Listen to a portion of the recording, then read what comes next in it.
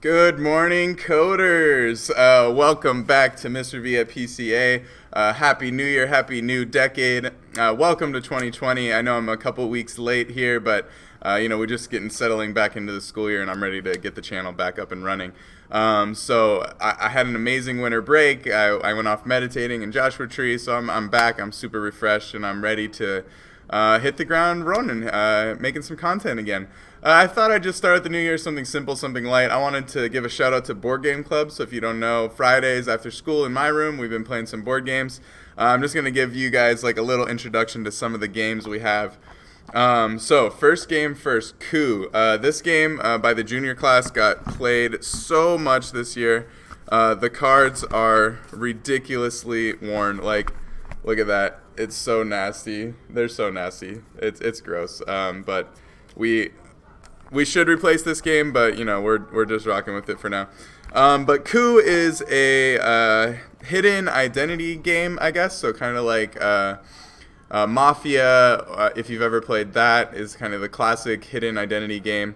So everyone's given a different identity, two different identities, and then those give you access to different actions that you can play. So the Duke can tax, the assassin can assassinate, etc., etc.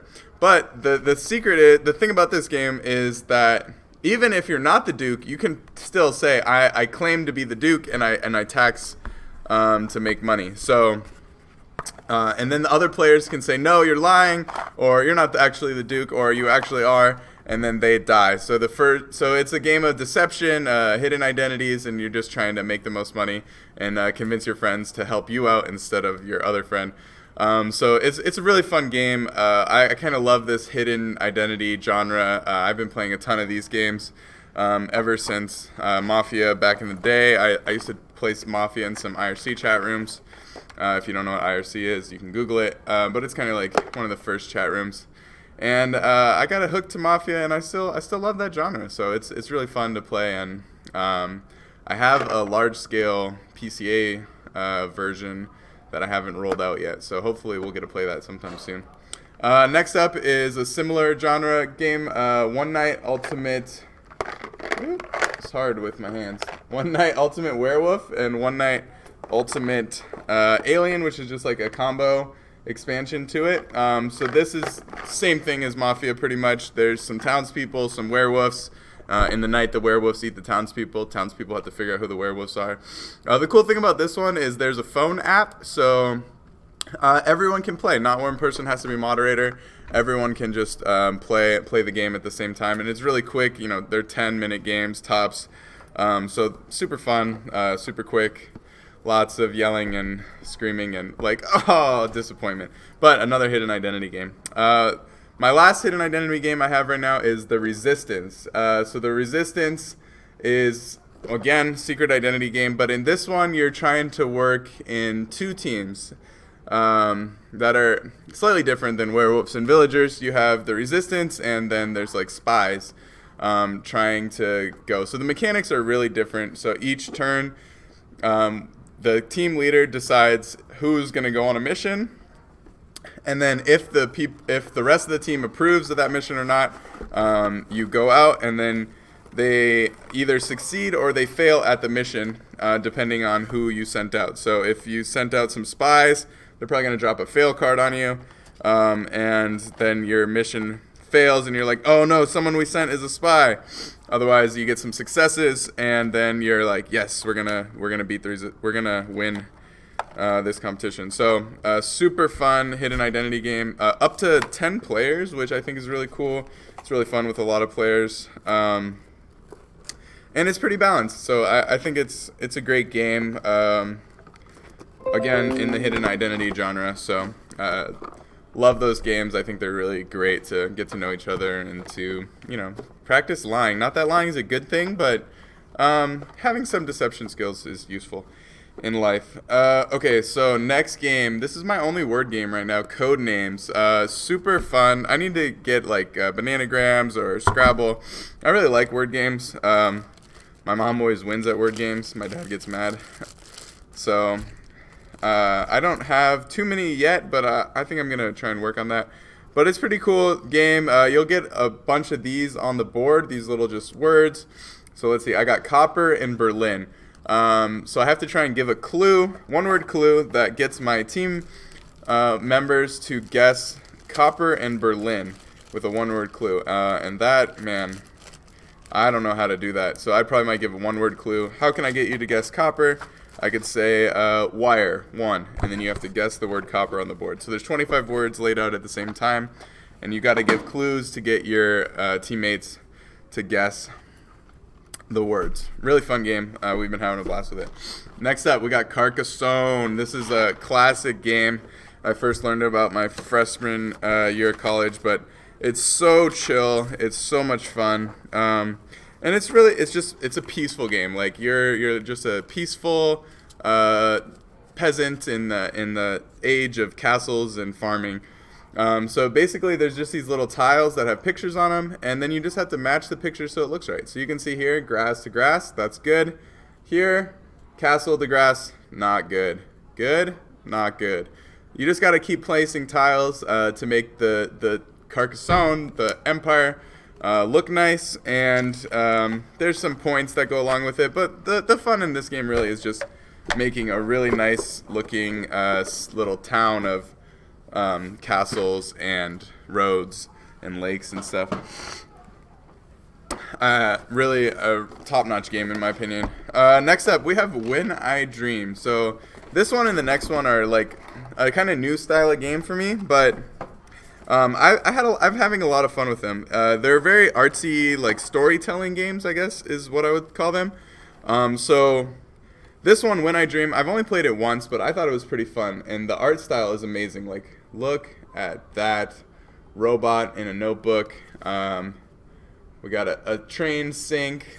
We got, what is that? A kiwi nest, etc., etc. A moon actor. So the art in this game is amazing. But what you basically do is one person is dreaming, and then other people play these cards. So I'm gonna play a fork and a mustache and a shark, and then the dreamer has to tell a story. A fork mustache shark. I was eating my macaroni and cheese, and then this with my fork, and then this shark with a mustache came out and bit me. What a crazy dream. So stuff like that. It's really fun, creativity based game. But like I said, I've only played it once or twice, and I think it could use some more playing. So if you want to come by Friday, maybe we could break that out. Another game in this kind of style with gorgeous art and kind of, you know, I guess, yeah, it's telling a story. This one's not quite as storytelling as When I Dream, but basically you're going to say a phrase or a word, and you're going to try and get your friends to play cards that are similar to that word. So the art, again, in Dixit is amazing. You can see some beautiful, beautiful cards. And then you basically just like try to say a word that describes it, but not too perfectly. So it's kind of a middle of the road, loose definition, trying to get people to almost guess your word, but not your word. It's hard to explain, but easy to play. And once again, you can like look at this amazing art in this game. And I really like just drawing these cards out to get some inspiration. I'm trying to think of something to do or get inspired somehow. Then I can grab a Dixit card and see if I can tell a story. Okay, so now I'm getting into my wonky games. Takes hours to learn the rules, but once you do, the strategy is super intense, super detailed. The first one of these I'm going to say is Agricola. This is, it says the 17th century, not an easy time for farming. So this is a farming simulation game. Where you have to manage a farm and grow the most amount of crops and sell them for food. But it's super complicated to learn. But once you know how to play, then there's just like a lot of different actions you can do, a lot of different jobs. But once you've played it a couple times, you get the hang of it. And I've had a ton of fun playing this game, just growing vegetables, selling it, and making tons of money. If you're a fan of Harvest Moon or Animal Crossing or stuff like that, just in board game form with more details, then yeah, you'll probably have a blast playing it. Okay, next up, Seven Wonders. Dun, dun, dun, dun. This is from one of the creators of this is also the creator of Civilization, Sid Meier's Civilization, if you've ever played that. So it has a kind of similar feel. You're basically building an empire, and you want to have the empire with the most victory points. So, for example, here's Giza. So Giza starts with 1 brick or one stone resource. So these are your resources. And then it's kind of an engine building game. So there's cards that you get, and then you draft these cards, and you can continue building resources into your empire and more buildings. And then your goal is to get the most victory points. So this little laurel is a victory point. So yeah, build resources, get victory points, and try to beat your friends. So Seven Wonders is really cool because 7 people can play, and it takes, even with 7 people, it takes a half hour. So it's a really quick but super complex, like let me say, it's one of those easy to learn, hard to master games where you think you figure it out, and then you learn a new requirement for a different card, and a new strategy comes along almost instantly, and you got to play a different way. And it's kind of a hard game to like go in with one strategy. You got to look at what you get and try to pick the best strategy from what the hand you're dealt. So Seven Wonders has been a fun game. We've been grinding out a ton of Seven Wonders. Next up, Settlers of Catan. If you haven't played Settlers of Catan, it's a resource management game. There's sheep, stone, wheat, and you place little huts on these resources, roll dice to see if your resource produces, and then you got to trade to get the other resources and build the biggest empire, get the most victory points again. Super fun game. I'm kind of bored of Catan. There's some expansions, I might get those and it might make it exciting again, but I played so much Catan that I'm just really kind of tired of that game. But if you guys want to play, have at it. If you've never played, it's a blast. I'm just getting kind of bored of Catan lately. Finally, for now, Terraforming Mars. This is literally my favorite game right now. It's an engine building game. So you are a corporation trying to terraform the planet of Mars, and you do so with so there's a couple different ways. So here's like your game board.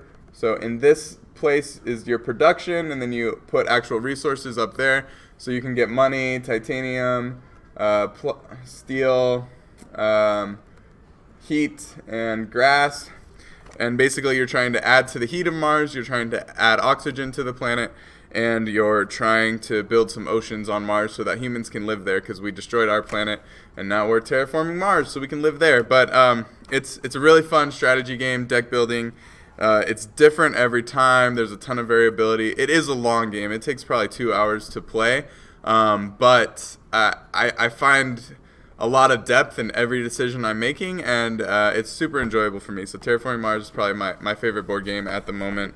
And that just about covers it. I do have like the classic games. I got chess, I got Othello, I got Go, I got Mancala. Oh, and I have Risk over there, I forgot. And there's a cool co-op game one of my students brought in called Forbidden Desert, where it's a co-op game, survival. But that's basically the intro to Board Game Club right now. That's what we have in our collection. So if you're interested, Friday nights, you want to play some Friday evenings right after school, you want to play some board games, then just stop on by my room. But once again, happy 2020. Hope your semester, your quarter is starting out great. And I'll be back soon with some new coding tutorials and stuff like that, you know, the learning part of the channel. But anyway, hope you enjoyed looking at the board games that I got. Hope you come by and play sometime. Happy coding, and I'll see you next time.